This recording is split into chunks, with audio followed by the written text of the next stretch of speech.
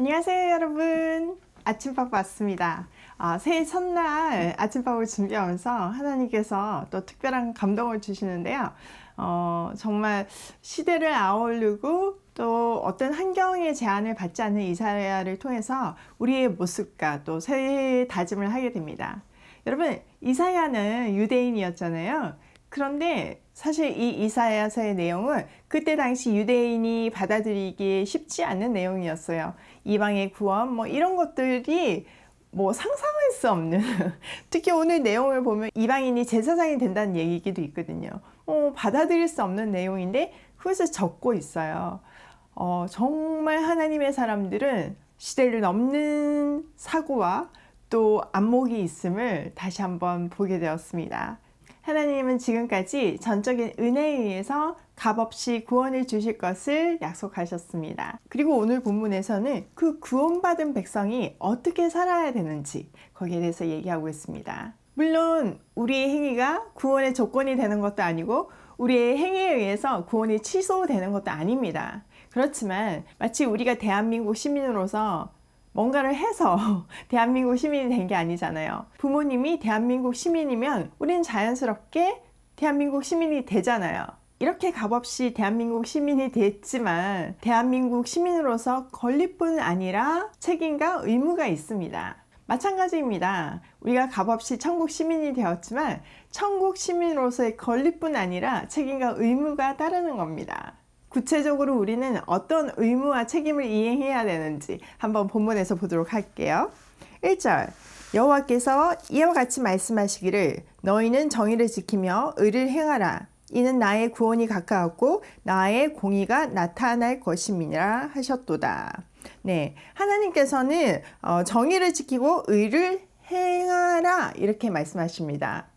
천국 시민답게 삶으로서 하나님께 영광을 올려드리는 그런 삶을 살아라 이렇게 얘기하는 거죠. 1절에서 말한 것 같이 구원이 가까웠고 공의가 금방 나타날 것이기 때문에 우리는 더더욱이나 정의를 지키고 의를 행해야 되는 건 거예요. 세례 요한이 회개하라 천국이 가까웠느니라 이렇게 외친 것 같이 하나님 백성답게 살아라 은혜 받을 준비를 해라 이 얘기를 하는 겁니다. 그러면 구체적으로 우리는 어떻게 의를 행할 수 있을까요? 자, 그 얘기도 있습니다. 2절 볼게요. 안식일을 지켜 더럽히지 아니하며 그의 손을 금하여 모든 악을 행하지 아니하여야 하나니 이와 같이 굳게 잡는 사람은 복이 있느니라. 네, 안식일을 지켜 더럽히지 않는 거.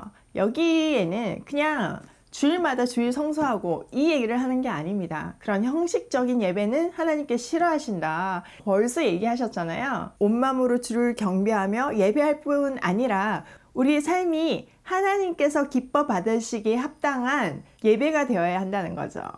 그런데 그게 얼마나 어려운지 알잖아요. 그러니까 이사야가 뒤에다가 니네 완벽하게 하지 않아도 일단 그걸 붙들고 최선을 다해서 노력하면 하나님께서 복을 주신다 이렇게 우리를 위안하고 있죠. 자, 3절 볼게요. 여호와께서 연합한 이방인은 말하기를 여호와께서 나를 그의 백성 중에서 반드시 갈라내시리라 하지 말며 고자도 말하기를 나는 마른 나무라 하지 말라. 이스라엘 사람들이 가장 혐오하는 부류 중에 두 부류가 있다면 첫 번째는 이방인이고요. 두 번째는 고자였습니다. 사실 신명기에도 보면 이방인과 고자는 성회에 들어오지 못한다. 하나님의 성소의 예배에 참여하지 못한다. 이런 게 기록되어 있어요.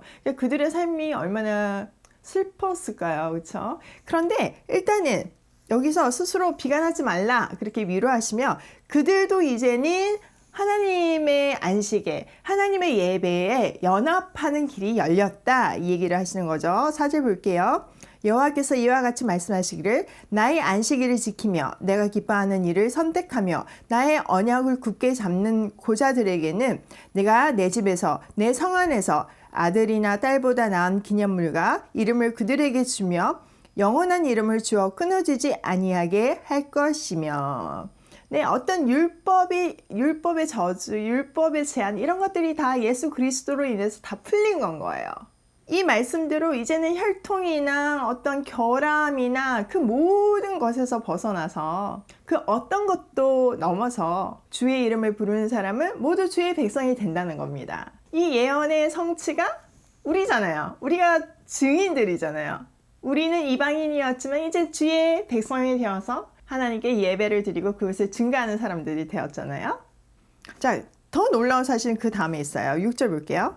또 여호와와 연합하여 그를 섬기며 여호와의 이름을 사랑하며 그의 종이 되며 안식일을 지켜 더럽히지 아니하며 나의 언약을 굳게 지키는 이방인마다 내가 곧 그들을 나의 성산으로 인도하여 기도하는 내 집에서 그들을 기쁘게 할 것이며 그들의 번제와 희생을 나의 제단에서 기꺼이 받게 되리니 이는 내 집은 만민이 기도하는 집이라 일컬음이 될 것이라.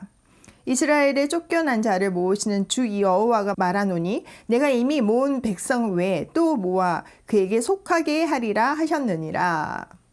하나님께서 그 이방인들을 어떻게 한다고요?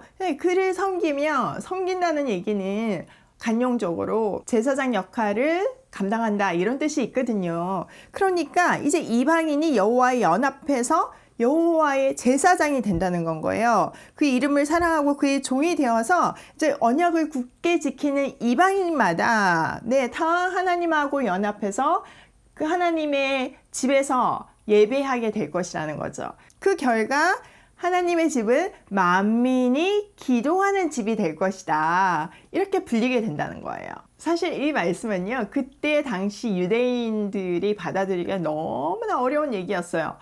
이방인이 예배를 드리는 것도 어려운데 제사장이 된다는 거는 허용할 수가 없는 건 거죠. 그러니까 어떤 사본에는 이게 삭제되어 있기도 해요. 그 정도로 어려운 얘기를 이사야가 이렇게 담대하게 적고 있다는 게 참 감동을 받습니다. 역시 하나님의 멋진 종인 건 거죠. 사실 따지고 보면요, 성경은 처음부터 이스라엘을 얘기하지 않았어요. 우주 만물을 창조하시고 모든 사람을 창조하신 하나님, 그리고 인류가 있잖아요. 그런데 어쨌든 그 인류가 범죄함으로 인해서 하나님의 구속의 이야기가 시작되는데 그 구속을 완성하기 위해서 썼던 샘플, 모델들이 이스라엘이었던 거예요. 하나님께서 창세기 12장에서 아브라함을 불러서 나라를 시작하시잖아요. 그러면서 건국 이념으로 주신 게 뭐예요? 너로 인하여 모든 민족이 복을 받게 될 것이다. 12장 3절 이렇게 얘기하고 있잖아요. 결국은 하나님은 이스라엘이 목적이 아니라 이스라엘을 통해서 모든 열방이 하나님께 돌아오게 할 것이라는 꿈을 처음부터 가지고 계셨던 건 거죠. 성경을 깊이 깨달았으면 이들이 받아들일 수 있었을 건데 선민 사상에 사로잡혀서 그 말이 너무나 어려웠던 거예요. 그들이 깨달든 못 깨달든 남은 자를 통해서 하나님의 말씀은 신실하게 성취되었고 아브라함의 후손을 통해서 메시아가 오셨고 그 메시아와 연합함으로 통해서 열방이 구원을 받게 된 건 거예요. 자, 이 엄청난 일이 계획되고 진행되고 있는데 정작 이스라엘은 엉망진창입니다.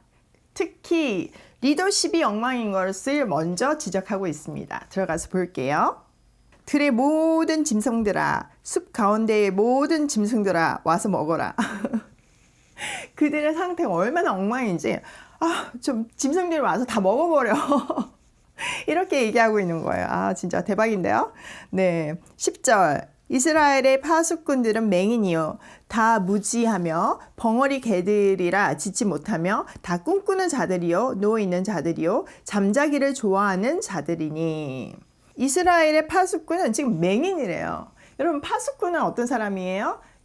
지키는 사람이잖아요. 불철주야 적이 오는지 안 오는지 지키면서 밝은 눈으로 막 집중해서 봐야 되는데 지금 맹인이래요. 아무것도 보지 못한다는 거죠. 백성을 인도하고 하나님의 말씀을 깨달아서 알려줘야 되는 그런 리더십들이 맹인이 되어서 아무것도 보지 못한다는 겁니다. 또 그들은 벙어리 개래요. 여러분, 개가 집을 지켜야 되잖아요. 물론 요즘은 개념이 많이 달라졌지만 어쨌든 집을 지켜야 되는데 이 개들이 다 벙어리라서 짖지를 못해서 아무것도 역할을 못하는 거예요. 그래서 맨날 잠이나 자는 건 거죠. 11절, 12절. 이 개들은 탐욕이 심하여 족한 줄을 알지 못하는 자들이요 그들은 몰지각한 목자들이라 다 제 길로 돌아가며 사람마다 자기 이익만 추구하며 오라 내가 포도주를 가져오리니 우리가 독주를 잔뜩 마시자 내일도 오늘같이 크게 넘치리라 하느니라. 이 무지하고 깨어있지 못하는 이 리더십들을 얘기하잖아요. 이들은 그 무지할 뿐만 아니라 탐욕까지 심해요. 그래서 만족할 줄을 몰라요. 그리고 또 몰지각한 목자들입니다. 이 목자들은 양떼의 어떤 생명을 책임지고 있잖아요. 그래서 꼴을 먹이고 동물들로부터 보호를 하고 이래야 되는데 다 제 갈 길로 가는 건 거예요. 이 목자가 그냥 헤매고 양들은 상관없고 내 마음대로 하는 겁니다. 그리고 양을 지금 먹여야 되는데 자기 이익만 추구하고 있어요. 또 포도주에 취해서 막 독주에 취해서 내일도 오늘만큼 넘치리라 이러면서 게으름에 빠져 있는 거예요. 리더십이 이러니 백성들은 안 봐도 뻔한 얘기 아니겠습니까?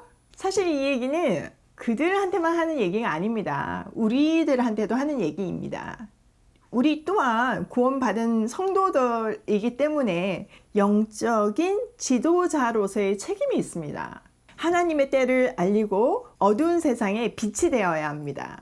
살맛 안 나는 세상에 맛을 내는 소금 같은 역할을 해야 합니다. 그런데 이 리더들처럼 어둠에 섞여가지고 같이 빛인지 어둠인지 구분이 안 가게 하고 맛도 흐리멍텅해서 소금에 넣는지 안 넣는지 모르게 하면 안 된다는 거지요.